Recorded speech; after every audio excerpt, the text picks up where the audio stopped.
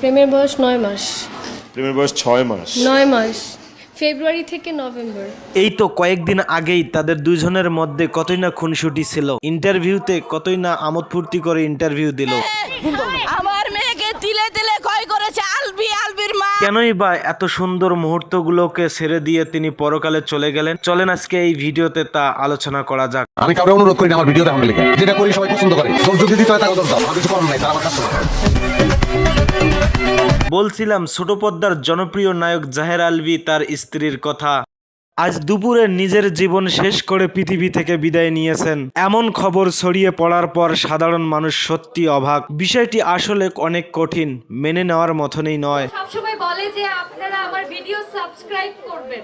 জাহের আলভী এবং তার স্ত্রীর একটি সন্তানও রয়েছে। আজকে এই দুইজনের সম্পর্কের টানাপড়ার কারণে নীরবে যুদ্ধ করে যাচ্ছে এই ইতিম ছেলেটি। কি এমন ঘটেছিল তাদের দুইজনের মধ্যে? কেনই বা এই কঠিন সিদ্ধান্তটি তিনি গ্রহণ করলেন? চলেন জাহের আলভীর মুখ থেকে শুনে নেই। আপাতত এটা নিয়ে আমরা আলোচনা না করি ভাই, আমি তো মানসিক ভাবে ঠিক নাই।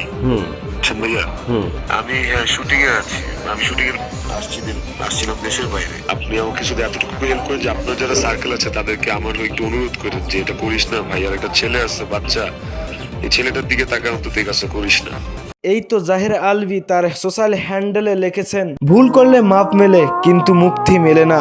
আর সেখানেই তার স্ত্রী আফরা ইবনাত ইকরা তিনি লিখেছেন, কংগ্রাচুলেশন, ভুল করলে মাপও মেলে না, মুক্তিও মেলে না। ভুল স্বীকার করতে পারলা, আমিন। আমারে আমি মুক্তি দিলাম, আবার কিসের কষ্ট? আমি ওকে চিনি আজকে অনেক বছর। ও ও ও আমার বেস্ট ফ্রেন্ড, আমরা বেস্ট ফ্রেন্ড। ও কখনো এগুলা করার কথা না। নিশ্চয়ই যখন তিনি এই কমেন্টটি করেন তখন কতই না তার বুক ফেটে গিয়েছিল, কতই না কান্না পাইছিল। তিনি কি কাউকে বলতে পেরেছেন যে আমি অনেক কষ্টে আছি, আমি আর এই পৃথিবীতে থাকবো না, আমি চলে যাব, সবাই আমাকে মাফ করে দিও? এমনটি কি কেউ শুনতে পেয়েছিল তার মনের ডাক? তবে যেটাই হোক, এই সম্পর্কের টানা পড়ার কারণে এরকম ভুল সিদ্ধান্ত নেওয়াটা কি মোটেও ঠিক করেছেন? একবারও কি তার সন্তানের কথাটি ভাবেন নাই? জাহের আলভী বলেন, আমি বুঝতে পারছি না আমাদের সন্তান আর আমার কথা না ভেবে সে কেন চলে গেল।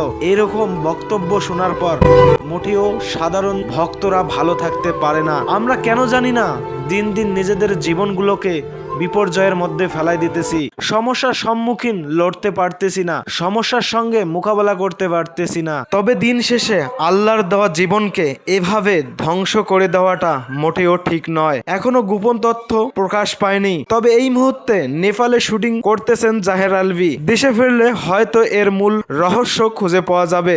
ততক্ষণে আপনারা আমাদের চ্যানেলের সঙ্গে থাকবেন। সবাই ভালো থাকবেন, সুস্থ থাকবেন এবং এরকম সিদ্ধান্ত থেকে দূরে থাকবেন। Good bye.